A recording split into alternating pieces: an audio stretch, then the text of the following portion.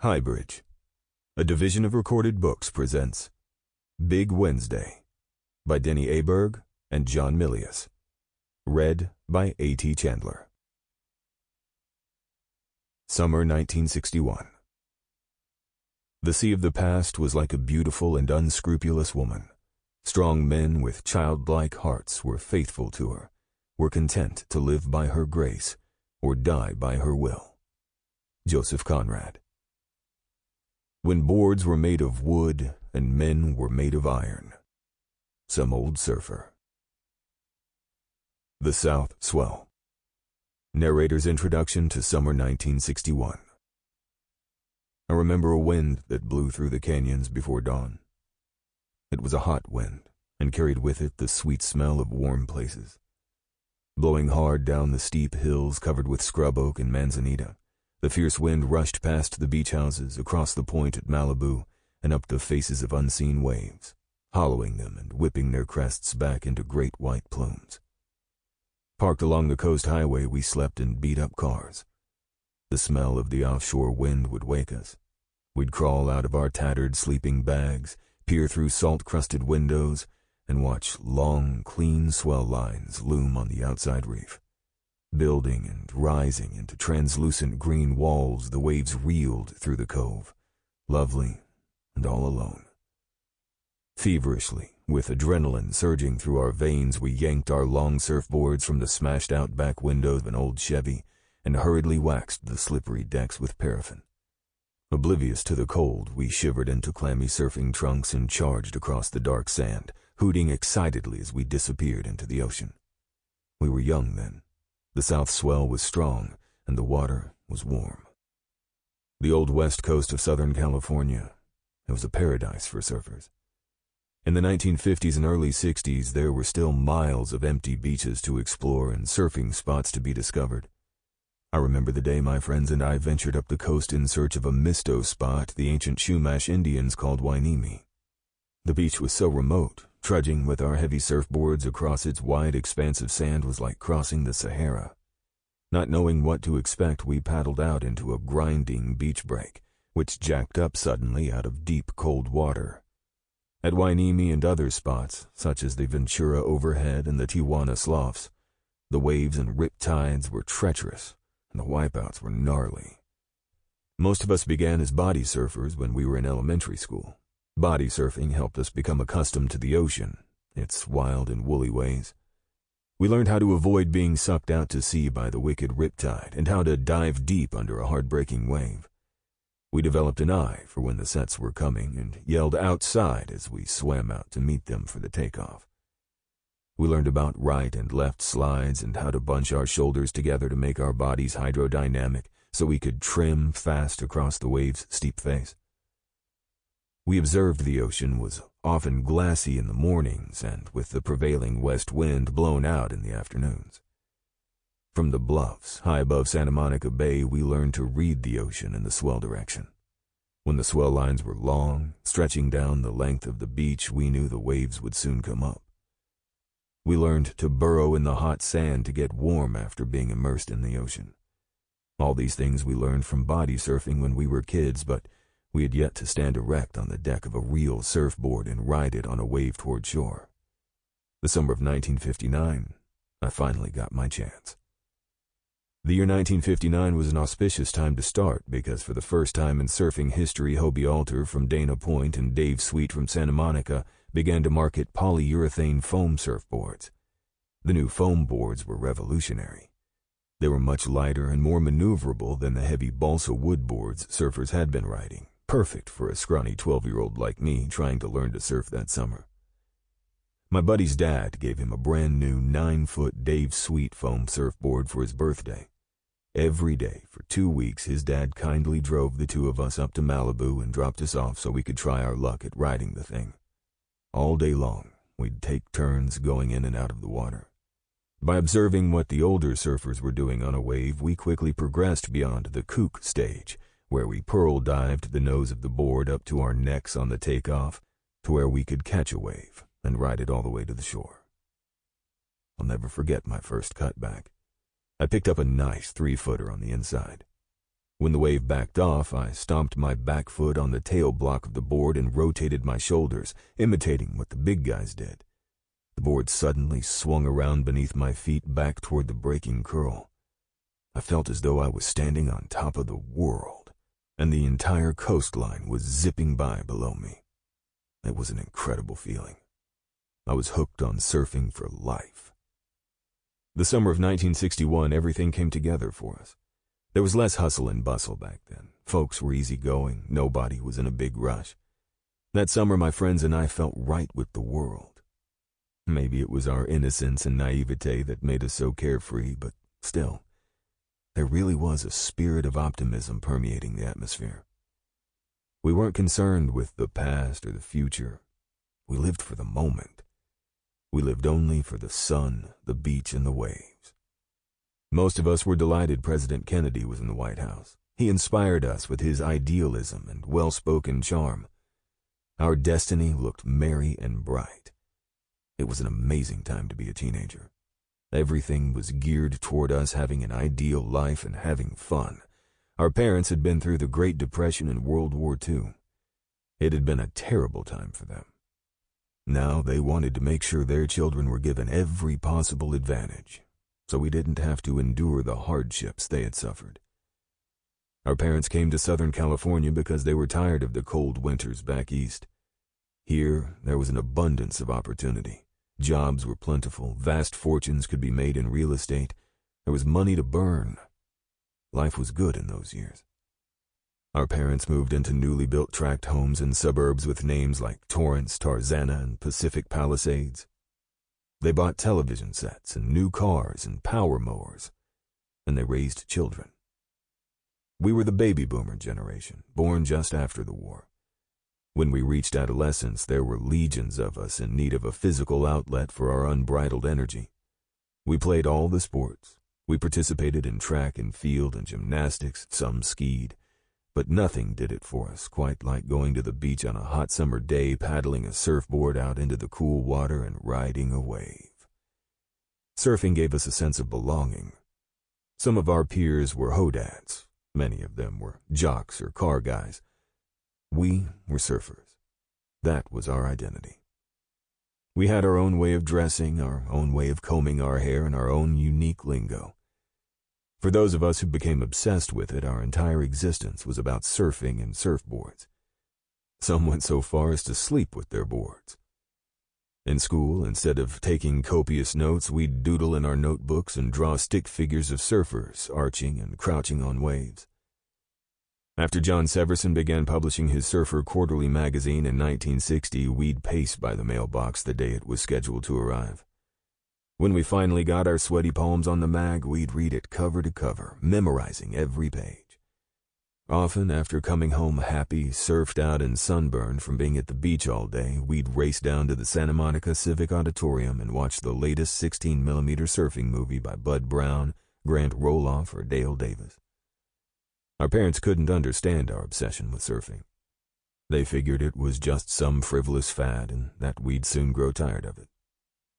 They didn't know we were in love with something much larger. What had us in its grasp was nature in her finest display. The vast ocean individualized as a breaking wave, this mighty, watery force that rolled toward shore and toppled over with tremendous vigor.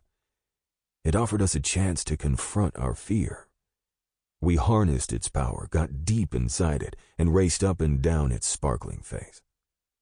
But the surf is a fickle mistress. Sometimes she gave us her all. Sometimes she was gone altogether.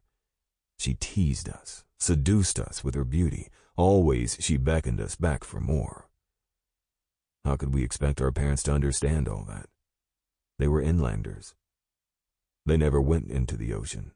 They never even wiggled their toes in the sand. How could they possibly understand how one could be transformed by dropping into a fast-breaking wave? I don't blame them for their skepticism. With surfing, there were no rules, no game. There was nothing to win, nothing to lose. It was just you and the wave. If you made the wave, great. If you didn't make it, too bad. We had nothing to show for our endless hours in the water, not even the tiny bubbles dissolving on the shore after a great ride. All that was left was the feeling of joy in our hearts. And for us, that was enough. By the summer of 1961, a lot of us, now age 14 or 15, were good surfers. We were able to execute a drop knee cut back, do climbing drops, and cross step to the nose of the board. And we did it all with a casual style, usually patterned after one of our surfing idols. Malibu became our home break. When we came through the gate, we entered a private open-air sanctuary, a place where we could leave our worldly cares behind. We melded into the sand and became part of the seascape. The wave on the inside was our playground. We were so in tune with it, we became one with its rhythm. The year 1961 was an especially good summer for surf. Week after week, the south swells rolled in, breaking with mechanical precision. At the end of August, an exceptionally large swell hit. Surfers from La Jolla and as far north as Santa Cruz drove through the night to ride the morning glass. We felt confident enough in our ability to paddle out into the lineup and watch the big names in action. Top surfers from San Diego, the South Bay, and Santa Barbara rode brilliantly, but it was our local heroes, Matt Johnson, Jack Barlow, and Leroy the Masochist, who really shined that day. They're the ones we tried to emulate. Once the young, hot up-and-comers in the late 50s, they were now the masters of Malibu. They had the place wired. Nobody could touch them.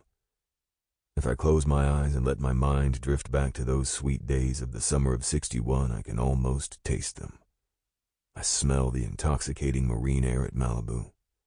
I feel the hot sun on my bare back. The cool salt water tingles on my tanned skin. I hear my surfboard chatter against the face of the wave. Strands of kelp and the rocks shoot by below me. The crisp white curl peels past my head. Surfers paddling out hoot for my ride, their boards a myriad of colors against the green sea, the wave, the rocks, the coast, and the sky held for eternity, yet rushing by in an instant. Above all, I picture the three friends, Jack, Matt, and Leroy. Big Wednesday's really their story. It's about their time. Malibu is their place. They are the big names, the kings, our own royalty. And it's their last great summer. The body. With the coming of dawn, Jack Barlow and Leroy the Masochist supported what appeared to be a dead body, stumbled down a dirt path past the rusty station wagons and panel trucks parked along the beach side of the highway. They carried long surfboards under their outside arms. The limp body dangled between them. Jack adjusted his grip around the body's shoulder and glared at it. "Hey, man, you can't keep doing this. It's gonna screw you over. It's not healthy. Someday your health will be gone, and all you're gonna remember is the taste of puke." The body began to move now, its bare feet slowly working beneath it. It had sun-bleached hair and wore a ragged Hawaiian shirt and torn Levi's. Lifting its shaggy head, it emitted a grunting sound, like there was sand in its mouth. "What do you want?" Leroy asked. "Beer." "It's 5 a.m, man. Where are we going to get beer?" The body mumbled incoherently and dropped its head. Jack turned away in disgust. He had a wiry build, intense blue eyes, and a tangle of curly blonde hair. Fading surfing trunks hung loosely on his narrow hips. The sky lightened over the ocean. Jack looked out at the surfers scratching for waves on the point. The low tide and the howling offshore wind were making the waves hollow and fast. The day was good for surfing, maybe the best of the summer. Unaffected by the weight of the body hanging on his broad shoulders, Leroy stomped along the path, grinding sharp pebbles beneath his bare feet without flinching. He was powerfully built. His straggly brown hair and the half-crazed grin on his face gave him a savage demeanor. For trunks, he wore old man baggies, 6 sizes too big for him. With a 1,000-yard stare, Leroy fantasized about a girl he'd met the night before at a party in the South Bay. She was tall and had hips and legs that did not quit. She didn't even know him, and he tried to feel her up. There had been trouble and a fight, which he had won, but things had got out of hand and he had to split. All night long, Leroy dreamed about the girl and about rolling around with her in the slippery seaweed. "Hey, Jack, you ever been in love?" Leroy blurted. Jack kept his gaze fixed on the waves. "Nah, but I've sure been stoked." The three moved further along the dirt path and came to a gate framed by two tall adobe pillars and silhouetted against the morning light. Every surfer had to pass through it to get to the beach. The gate was the only opening in a great adobe wall now crumbling and broken. It had once been the stately entrance to the Renge mansion, built in the days of California land barons. The gate was shored up now by the state cyclone fence and served as a monument to Malibu's past grandeur. "Hold it! Stop!" Jack demanded. They paused at the gate. "You want to go through that gate? You're going to have to do it on your own, partner. Let him go, Leroy." Leroy and Jack released the body. Wobbling on its feet, it staggered through the gate. Below, a flight of ancient stone steps dropped away at a steep angle to the beach. This small corner at the bottom of the steps was known as the pit. Later in the day, the pit would be filled with big-name surfers and everyone who passed would undergo their scrutiny. But now, only sand blew across its slopes. The sun lifted slowly above the horizon. Blinding rays flooded the beach. The body squinted and rubbed its bloodshot eyes and blinked. It was a young face, handsome but wasted-looking, with chapped lips and a crusty 3-day growth of beard. "Jack, I gotta get in the water," the body moaned. "Where's your board?" "In my car." "Where's your car?" "Hell if I know." At the bottom of the pit, two young surfers stood by their boards, propped against the rusted barbed wire fence that ran the length of the beach. Both boys were dripping wet and shivered in the early morning cold.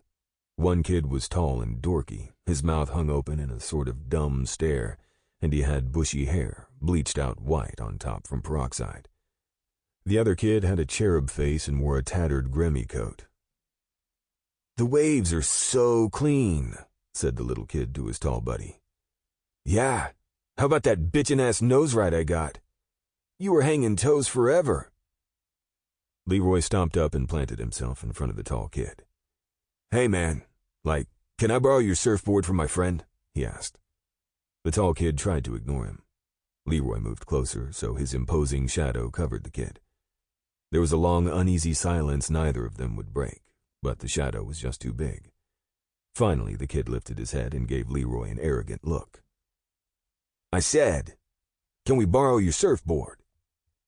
The kid twitched and kicked the sand with his toe. "Well, look, he stuttered. I don't lend my stick to just anybody. I'm a team rider for Gordon and Smith." He waited for this to sink in. "I don't come to the boom much. That's why you don't know who I am." Leroy smirked. "That's so. Where do you ride?" "I ride La Jolla a lot. Wind and Sea, the shores, the cove when it's big." "Wow, that's cool. That's real cool. I'm sorry I don't recognize you, man, but we still need a board. My friend is close to death. He's got to get in the water quick." Leroy turned and pointed at the body, hunched over on the berm. The tall kid gave him an appraising look. "Ask somebody else, man. Can't lend my stick to some hodad." "He's no hodad, Squid Lips. You're talking about Matt Johnson." "Matt Johnson?" the little kid squealed. "I hear he has the bitchinest cutback on the whole coast." "Matt Johnson, my ass," said the tall one. "Hey, don't try to put me on. I mean, who do you think I am, some valley cowboy? That kook looks like he's never been in the ocean." Leroy jabbed his sausage finger into the kid's bony chest. "Watch your mouth, you little pencil-neck geek. We own this beach." The tall kid backed away, his face frozen with fear. The little kid grabbed his board off the fence and handed it to Leroy. "Here, you can use my board. I don't give a shit. It's a pile anyway." Leroy grabbed the board and looked it over. It was waterlogged with a broken-off nose and rotted yellow foam. "Perfecto!" Leroy shouted. He looked back at the body. "Johnson, I got you a vehicle." The body dragged the little kid's board toward the water. "Hey," Jack chuckled. Aren't you going to take off your clothes?" "Oh, yeah," muttered the body. He pulled off his shirt, revealing a tan underneath. He wore a pair of white surfing trunks under his pants and fell down trying to get his pants off. "Will you guys wax this board? I got the whirlies." "Look at that turkey," said the tall punk to his buddy. "He's puking all over your stick. Wow, what a bad scene. I've never seen anybody so wasted. Oh, look, he's got flies on him. Gross." When a lull came in the sets, Leroy and Jack pushed their friend out to sea on the kid's board. They paddled out after him, letting him drift past the shore break. "How big is it, Jack?" the body groaned. "About 6, maybe 7 foot on the sets." "I don't think I can do it like this. I'll just drown." "Well, man, you do whatever you have to. We got to get some waves." Leroy and Jack wheeled their boards and scratched for a set forming on the outside. "You guys aren't going to leave me here like this, are you?" "Leroy, Jack, if I roll over, I'll drown. I'll drown and drift over to the pier and the sharks will eat me with the garbage. All you'll find is a shitty old board." The body squinted his bloodshot eyes and watched Leroy and Jack disappear into the pack of surfers on the point. The 2 kids scurried along the shoreline. "Never should have let that kook leech your stick." "I had to, or the big guy would have pounded you." "Hey, look, he's in the lineup." The body didn't paddle, really. He just sort of raised his arms and let them flop back into the water. The set began to pour through the cove. He was almost mowed down by some surfers taking off. "Coming down," one yelled. "Get out of my way," yelled another. The next wave was bigger and rose ominously behind the body. Somehow he had drifted into the center of the peak. "Wow, he's going to get sucked over," exclaimed the little kid. "Geez, he'll probably drown." The wave lifted the back of the board up. The body flopped his arms again, generating enough speed for the board to slip forward and careen down the face, straight toward the gaping jaws of the tube. Teetering on his knees, he pulled himself up on one foot and finally the other. At the bottom of the wave, he bent over awkwardly, a 6-foot wall of churning salt water about to annihilate him. And then it happened. Legs in a crouch, straightened, hands flashed, sinuous muscles tensed with power. He flexed his strong legs and trimmed up the board, his inside rail buried so deep in the face of the wave the fin popped out of the water. Then down, down, with incredible speed he banked into a searing bottom turn. With his back arched and one hand held out casually, he seemingly held up the onrushing sections. The wave sucked out in front of him. Without hesitation, he took 4 even steps to the nose and extended his toes over the tip. Emerging onto the clean face again, he deftly backpedaled to the middle of the board, giving it such momentum it literally blew the white water apart. Turning swiftly up and down in a violent roller coaster motion, he accelerated through the hollow bowl section on the inside. But here he encountered a kook, a beginner in a stink bug stance. The kook went straight off in front of him and blocked his ride. He made a face, slipped the board up and over the top of the wave, and stood there a moment, nonchalantly gliding across the flat water. The kids on shore watched in amazement as he grabbed his stomach, let out a loud belch, and collapsed head-first into the ocean. "That is Matt Johnson," shouted the tall kid. His mouth hung open, wider than usual. "Wow," the little kid cried. "Matt Johnson riding my board." The Bear. Inside the cove, adjacent to the point at Malibu, stood an old fishing pier. The Renge family built it in 1915 to support the operation of their Malibu rancho. Jutting 200 yards out into the Pacific, its aging pilings, encrusted with starfish and mussels, swayed and creaked with the crashing waves and the surging tide. At the end of the pier, across from the rusted boat-launching hoist, was Bear's shack. It was both his home and his surfboard shop. The regulars liked to come and hang out at the shop and listen to Bear tell stories about surfing in the 1940s, when boards were made of wood and men were made of iron. "Hey, Bear, when are the waves going to come up?" they'd ask. "Nobody knows what the ocean is going to do," he'd answer gruffly. But sometimes he would hint that something was coming, and they'd believe him, because Bear grew up at Malibu. He was supposed to know. The shack was made of rotting wood and tin, blackened and rusted by sea spray. Attached to the outside walls were hand-painted signs which read, "Bear Cage, Surfboards and Bait. Ask for Bear. This is not a dressing room. This place is not for sale."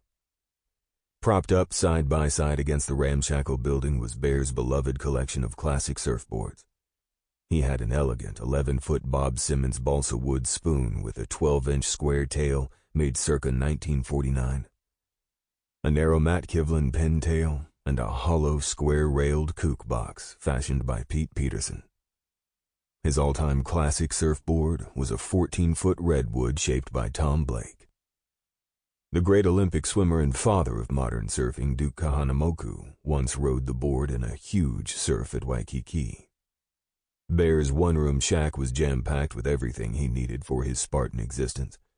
An old army cot, a rickety card table, and a folding chair crowded the driftwood floor. His hot plate, crackly weather radio, and wrinkled nautical charts cluttered the table. Cans of beans and bags of rice crammed the orange crate shelves. Hanging above the door was a voluptuous Jane Mansfield pin-up and his Purple Heart from Korea. Tacked to the tar paper walls were faded black and white photographs from Bear's wayward youth in Hawaii during the late 1940s. It had been a glorious time in his life. He often dreamed about those balmy evenings surfing canoes and public baths alongside his hero Rabbit Kikai and the other Waikiki Beach boys.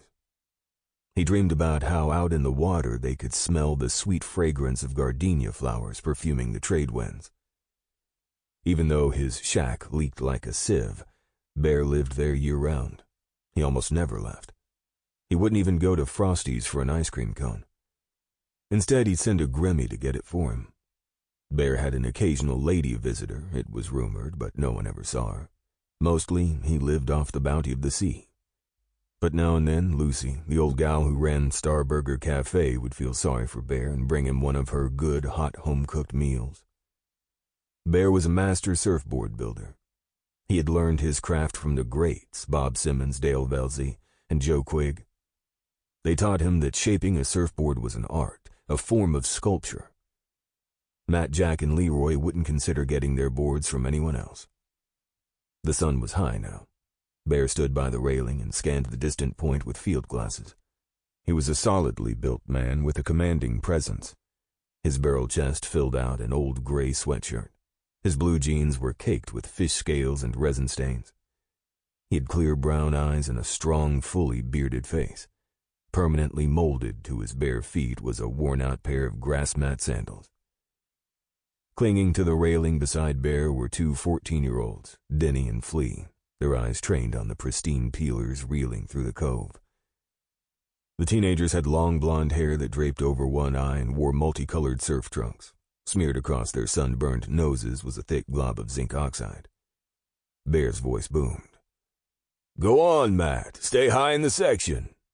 He clutched the field glasses with calloused hands and grinned. The creases around his eyes grew deeper. "That's it.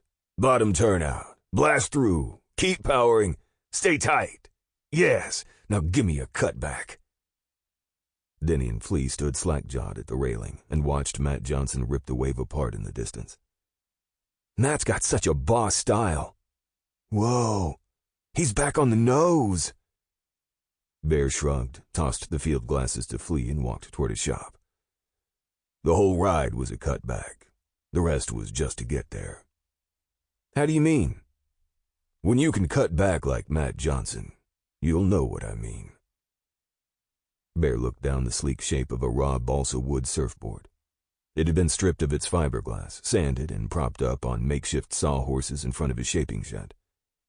He reached into a cardboard box, pulled out a long piece of white fiberglass cloth, and spread it over the board's deck. With rusty scissors, he began to cut the fiberglass evenly around the rails. Denny and Flea hurried over to watch him work. "Was Matt always a hot surfer? I mean, when he was my age?" asked Denny. Bear noticed the boy's eager expression. "You guys think he's pretty great, don't you?" "Yeah, I'd like to surf like him when I get hot." "Matt's good. So is Jack, and Leroy, in his own way. But they need more experience, something extra. Being a great surfer is more than... Sample complete. Ready to continue?